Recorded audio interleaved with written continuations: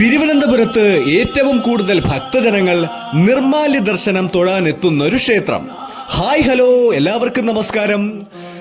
തിരുവനന്തപുരം ആറ്റുകാൽ ദേവി ക്ഷേത്രത്തോടും ശ്രീ പത്മനാഭസ്വാമി ക്ഷേത്രത്തോടൊപ്പമൊക്കെ ചേർത്ത് നിർത്താവുന്ന തിരുവനന്തപുരം നഗരത്തിന്റെ ഹൃദയഭാഗത്ത് സ്ഥിതി ചെയ്യുന്ന ശ്രീകണ്ഠേശ്വരം മഹാദേവ ക്ഷേത്രം.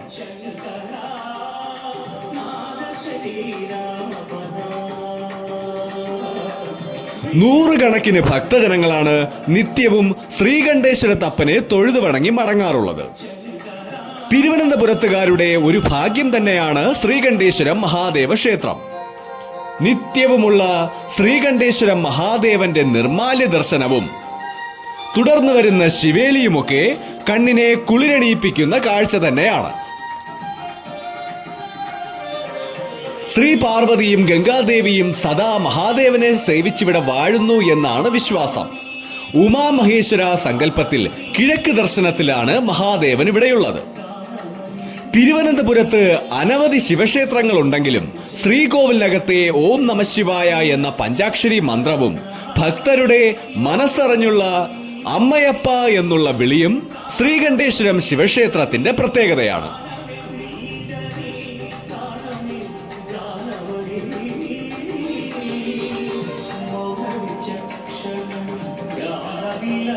ഈ ക്ഷേത്രത്തിന്റെ ഐതിഹ്യം കിഴക്ക് ഭാഗത്ത് സ്ഥിതി ചെയ്യുന്ന പഴയ ശ്രീകണ്ഠേശ്വരവുമായി ബന്ധപ്പെട്ടിരിക്കുന്നു.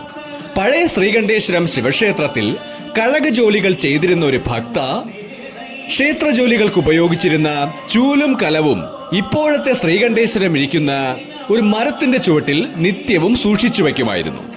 ഒരിക്കൽ ആ കലവും ചൂലും എടുക്കാൻ നേരത്ത് ചോര വാർന്നൊഴുകുന്ന ലിംഗരൂപത്തിലുള്ള ഒരു ശിലയാണ് കാണാൻ സാധിച്ചത്. അങ്ങനെ അവിടെ മഹാദേവ സാന്നിധ്യം തിരിച്ചറിഞ്ഞ് പൂജകൾ ചെയ്തു. പിൽക്കാലത്ത് അത് ശ്രീകണ്ഠേശ്വര മഹാദേവ ക്ഷേത്രമായി മാറി.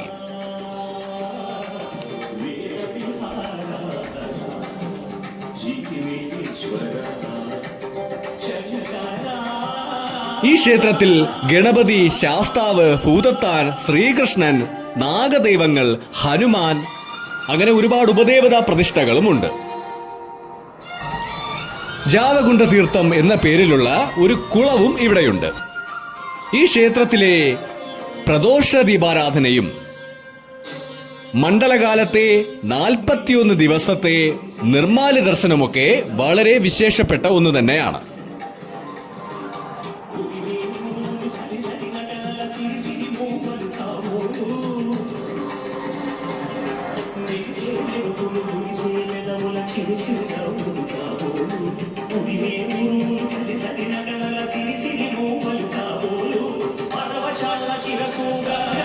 ശ്രീകണ്ഠേശ്വര മഹാദേവ ക്ഷേത്രത്തിന്റെ തെക്ക് ഭാഗത്തായി ഒരു ദുർഗാദേവി ക്ഷേത്രമുണ്ട്.